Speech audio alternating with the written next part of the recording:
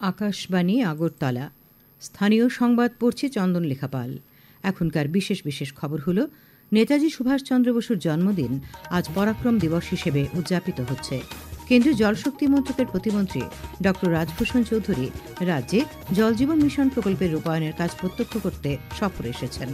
Prayagraj railway division মৌনী অমাবস্যা উপলক্ষে ১৫০টিরও বেশি বিশেষ মেলা ট্রেন চালানোর পরিকল্পনা নিয়েছে। ত্রিপুরা ও সার্ভিসেসের মধ্যে রঞ্জি ট্রফির ৪ দিনের খেলা আজ থেকে আগরতলায় শুরু হয়েছে। এবারে আসছি বিস্তারিত সংবাদে।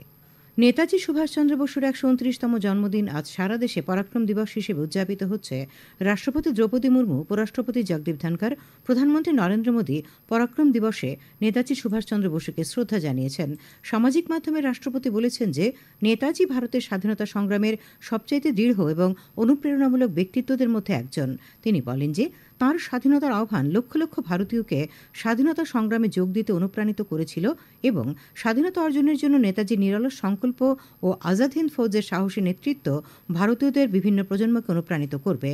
উপরাষ্ট্রপতি তাঁর বার্তায় বলেন, ভারতের স্বাধীনতার প্রতি নেতাজির অনুকরণে উৎসর্গ এবং আজাদ হিন্দ ফৌজ গঠন তাঁর অসাধারণ দৃষ্টি এবং বীরত্বের প্রমাণ। তিনি মাতৃভূমির জন্য নিঃস্বার্থ নিবেদনের মূর্ত প্রতীক। প্রধানমন্ত্রী বলেন যে ভারতের স্বাধীনতা আন্দোলনে নেতাজি সুভাষচন্দ্র বসুর অবদান অতুলনীয়। নেতাজির সাহস এবং দৃঢ়তার প্রতীক। নেতাজির কল্পিত ভারত গড়ার লক্ষ্যে কাজের ক্ষেত্রে তাঁর দৃষ্টিভঙ্গি দেশকে অনুপ্রাণিত করে চলেছে। दिन दूर नहीं जब भारत दुनिया की तीसरी सबसे बड़ी आर्थिक ताकत बनेगा।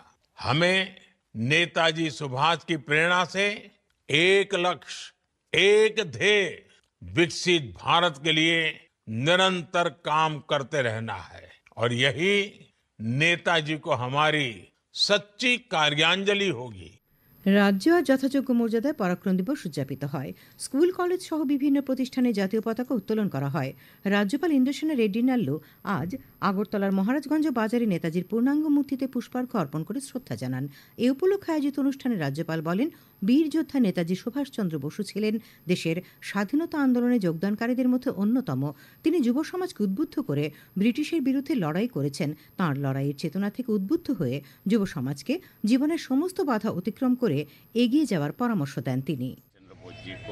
सब लोग एक हीरोइज्म, हीरो के नाते मानते हैं, वो स्पिरिट से आगे जाना, यही मैं आम पब्लिक को, पर्टिकुलरली त्रिपुरा पब्लिक को रिक्वेस्ट करता हूँ। অনুষ্ঠানে মহারাজগঞ্জ বাজার ব্যবসায়ী সমিতির নেতৃবৃন্দ উপস্থিত ছিলেন। আগরতলায় আজ নেতাজি জন্মজয়ন্তীর মূল অনুষ্ঠান হয় নেতাজি সুভাষ বিদ্যানিকেতন প্রাঙ্গণে। মুখ্যমন্ত্রী অধ্যাপক ড মানিক সাহা সেখানে নেতাজি জন্মজয়ন্তী উদযাপন অনুষ্ঠানের উদ্বোধন করে স্বাধীনতা সংগ্রামী নেতাজি সুভাষচন্দ্র বসুর অবদান বিস্তারিতভাবে উল্লেখ করেন। তিনি বলেন, প্রধানমন্ত্রী নরেন্দ্র মোদীর নেতৃত্বে সরকার প্রতিষ্ঠার পর নেতাজিকে প্রাপ্য সম্মান জানানো হয়েছে।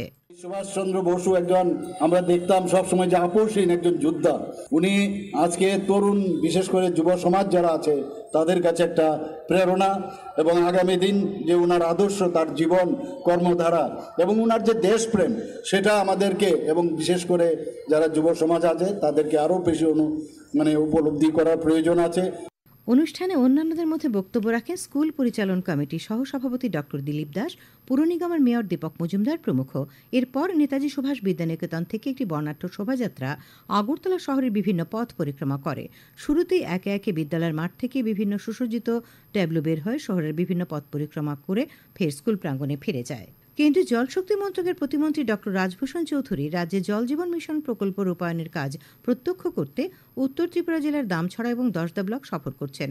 দুদিনের রাজ্য সফরকালে তিনি রাজ্য সরকারের আধিকারিক, জেলা ও ব্লক স্তরের আধিকারিকদের সঙ্গে প্রকল্প নিয়ে পর্যালোচনা বৈঠক করেন। গতকাল তিনি উচ্চাকাঙ্ক্ষী ব্লক দামছড়ায় পর্যালোচনা বৈঠকের পর হালামপাড়ায় ওয়াটার ট্রিটমেন্ট প্ল্যান্টের উদ্বোধন করেন। তিনি জলজীবন মিশন প্রকল্পের সুবিধাভোগীদের সঙ্গে মত বিনিময় করেন। জলজীবন মিশনের কাজকর্ম পরিদর্শন করে কেন্দ্রীয় মন্ত্রী শ্রী চৌধুরী সন্তোষ প্রকাশ করেছেন। তিনি বলেন, প্রধানমন্ত্রী নরেন্দ্র মোদীর দিশাতে কেন্দ্রীয় সরকার বিকশিত ভারত গঠনের লক্ষ্যে কাজ করে চলেছে। এই লক্ষ্যে দেশের সমস্ত প্রান্তেই সমানভাবে উন্নয়ন জরুরি বলে মন্তব্য করেন তিনি আজ দশদা ব্লকের আশাপাড়ায় ডিডব্লিউএস দপ্তরের নবনির্মিত পানীয় জলের উৎসের সূচনা করেন। কেন্দ্রীয় মন্ত্রীর সঙ্গে ছিলেন বিধায়ক বিনয়ভূষণ দাস এবং উত্তর ত্রিপুরা জেলার জেলাশাসক দেবপ্রিয় বর্ধন। খবর প্রচারিত হচ্ছে আকাশবাণীর আগরতলা কেন্দ্র থেকে। আকাশবাণীর সংবাদের আপডেট পেতে লগ ইন করুন www.newsonair.com এবং নিউজ অন এয়ার অ্যাপ এবং টুইটার ও ফেসবুক প্ল্যাটফর্মে এআইআর নিউজ অ্যালার্টসে। ইউটিউবে লক্ষ্য রাখুন নিউজ অন এয়ার অফিসিয়ালে। এছাড়াও আকাশবাণী আগরতলার সংবাদের আপডেট পেতে দেখুন টুইটার বা এক্স হ্যান্ডেলে আকাশবাণী নিউজ আগরতলা, ফেসবুকে এআইআর নিউজ আগরতলা এবং ইউটিউবে আকাশবাণী নিউজ আগরতলা। এবারে মহাকুম্ভের খবর।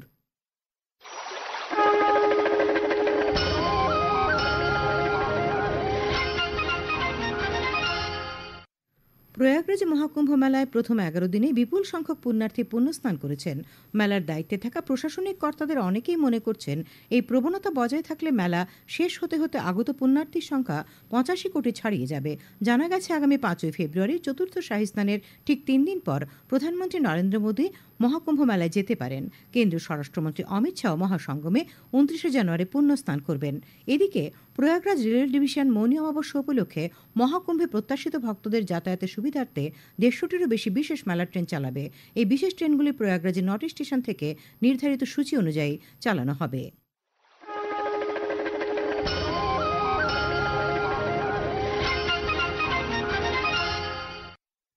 প্রধানমন্ত্রী নরেন্দ্র মোদী আজ নতুন দিল্লির সংবিধান সদনের সেন্ট্রাল হলে নেতাজি সুভাষচন্দ্র বসুর জন্মবার্ষিকীতে নেতাজিকে শ্রদ্ধা নিবেদন করেন।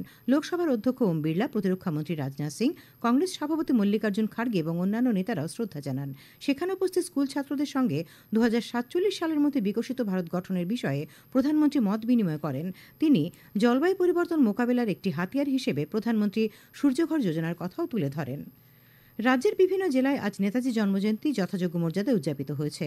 দক্ষিণ জেলার বিলোনিয়া নেতাজি ক্লাবের উদ্যোগে বিলোনিয়া শহরে আয়োজিত শোভাযাত্রায় প্রাক্তন বিধায়ক সুবল ভৌমিক সহ ক্লাবের কর্মকর্তারা অংশ নেন। শোভাযাত্রার মূল আকর্ষণ ছিল জনসচেতনতামূলক ট্যাবলো। ধর্মনগরে ধর্মনগর পুর পরিষদ এবং ধর্মনগর জেলা তথ্য সংস্কৃতি দপ্তরের উদ্যোগে বীরবিক্রম ময়দানে আয়োজিত অনুষ্ঠানে জাতীয় পতাকা উত্তোলন করেন পুর পরিষদের চেয়ারপারসন মিতালি দাস সেন। এছাড়াও উপস্থিত ছিলেন মহকুমা শাসক সজল দেবনাথ, বিভিন্ন বিদ্যালয়ের প্রধান শিক্ষক শিক্ষিকা এবং সাংস্কৃতিক দলের প্রতিনিধিরা। পরে একটি বর্ণাঢ্য শোভাযাত্রায় প্রায় 40টি বিদ্যালয়ের 3,500 ছাত্রছাত্রী অংশ নেয়। ঊনকোটি জেলা সদর কৈলাসহরে নেতাজি কর্নারে ভারতীয় প্রাক্তন সৈনিক লীগ ও পুর পরিষদের যৌথ উদ্যোগে আয়োজিত অনুষ্ঠানে জাতীয় পতাকা উত্তোলন করেন কৈলাসহর পুর পরিষদের চেয়ারপারসন চপলা রানী দেবরায়। বক্তব্য রাখেন জেলা শিক্ষা আধিকারিক প্রশান্ত কিলিকদার, ভারতীয় প্রাক্তন সৈনিক লীগের জেলা সভাপতি ইরামন্ত সিংহ প্রমুখ। কৈলাসহরের নেতাজি বিদ্যাপীঠ ইংরেজি মাধ্যম বিদ্যালয়ে জাতীয় পতাকা উত্তোলন করেন বিদ্যালয়ের অধ্যক্ষ অসিত দত্ত। পরে বিদ্যালয়ের ছাত্রছাত্রী, শিক্ষক শিক্ষিকা, অভিভাবক অভিভাবিকা, প্রাক্তন ছাত্রছাত্রীদের বর্ণময় শোভাযাত্রা কৈলাসহরের বিভিন্ন পথ পরিক্রমা করে। সিপাহীজলা জেলায় সোনামুড়া নগর পঞ্চায়েত এবং মহকুমা প্রশাসনের যৌথ উদ্যোগে প্রভাত ফেরির পর সোনামুড়া নগর পঞ্চায়েতের সামনে নেতাজির মূর্তিতে মাল্যদান করা হয়। অনুষ্ঠানে সোনামুড়া নগর পঞ্চায়েতের চেয়ারম্যান শারদা চক্রবর্তী, মহকুমা শাসক এম কে চাকমা, নগর পঞ্চায়েতের উপকার্যনির্বাহী আধিকারিক প্রবীর সাহা সহ অন্যান্যরা উপস্থিত ছিলেন। ধলাইতে কমলপুর নগর পঞ্চায়েত ও মহকুমা প্রশাসনের উদ্যোগে নেতাজি চৌমুহনীতে নেতাজি সুভাষচন্দ্র বসুর মর্মমূর্তির পাদদেশে মূল অনুষ্ঠান হয়। কমলপুরের বিভিন্ন সরকারি বেসরকারি বিদ্যালয় থেকে ছাত্রছাত্রীদের নিয়ে ভারতের স্বাধীনতা সংগ্রামীদের সম্মান জানিয়ে র্যালি বের করা হয়। বিশালগড়ে আনন্দমার্গ স্কুলের পক্ষ থেকেও ছাত্রছাত্রীদের নিয়ে বর্ণাঢ্য শোভাযাত্রার আয়োজন করা হয়। আগরতলায় ঈশ্বর পাঠশালার উদ্যোগেও নেতাজির জন্মজয়ন্তী উদযাপন করা হয়েছে। আগরতলায় প্রদেশ বিজেপি কার্যালয়ে যথাযোগ্য মর্যাদায় নেতাজি সুভাষচন্দ্র বসুর জন্মজয়ন্তী উদযাপন করা হয়। সেখানে জাতীয় পতাকা উত্তোলন করেন প্রদেশ বিজেপি সহসভাপতি তাপস ভট্টাচার্য। আগরতলা প্রদেশ কংগ্রেসের উদ্যোগে আগরতলায় কংগ্রেস ভবনে নেতাজির জন্মজয়ন্তী উপলক্ষে প্রদেশ কংগ্রেস সভাপতি আশিস কুমার সাহা জাতীয় পতাকা উত্তোলন করেন। তিনি নেতাজির জীবনাদর্শ নিয়ে আলোচনা করেন। আগরতলার পোস্ট অফিস চৌমুহনীতে এআইডিএসও, এআইএমএস, এআইডিওয়াই যৌথ উদ্যোগে নেতাজির জন্মজয়ন্তী উদযাপন করা হয়। সিপিআইএম রাজ্য সম্পাদক জিতেন্দ্র চৌধুরী জানিয়েছেন, আগামী 29 জানুয়ারি আগরতলায় দলের রাজ্য সম্মেলন অনুষ্ঠিত হবে। সম্মেলনে সিপিআইএম পলিট ব্যুরোর কোঅর্ডিনেটর প্রকাশ কারাত, পলিট ব্যুরোর সদস্য বৃন্দা কারাত এবং অশোক ধাওয়ানি উপস্থিত থাকবেন। সম্মেলনে 411 জন প্রতিনিধি অংশ নেবেন। এদের মধ্যে 74 জন বর্তমান রাজ্য কমিটির সদস্য বলে তিনি জানান। রাজ্য সম্মেলনে প্রকাশ অধিবেশন উমাকান্ত স্কুল প্রাঙ্গণে অনুষ্ঠিত হওয়ার কথা রয়েছে বলেও তিনি জানিয়েছেন। খেলার খবর। ত্রিপুরা সার্ভিসেসের মধ্যে রঞ্জি ট্রফির 4 দিনের খেলা আজ থেকে আগরতলায় শুরু হয়েছে। এমবিবি স্টেডিয়ামে টসে হেরে প্রথমে ব্যাট করতে নেমে রাজ্য দল প্রথম ইনিংসে দিনের শেষে 4 উইকেট হারিয়ে 116 রান করে। দলের পক্ষে এস শারাত 57 রানে অপরাজিত রয়েছেন। আলোর অভাবে প্রথম দিনে মাত্র 41 ওভার খেলা হয়।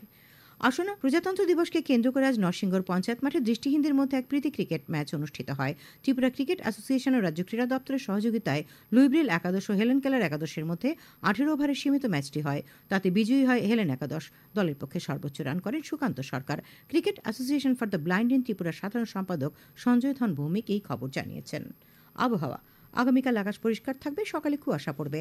আগামীকাল তাপমাত্রা সর্বোচ্চ 25 ডিগ্রি সেলসিয়াস এবং সর্বনিম্ন 14 ডিগ্রি সেলসিয়াসের কাছাকাছি থাকবে।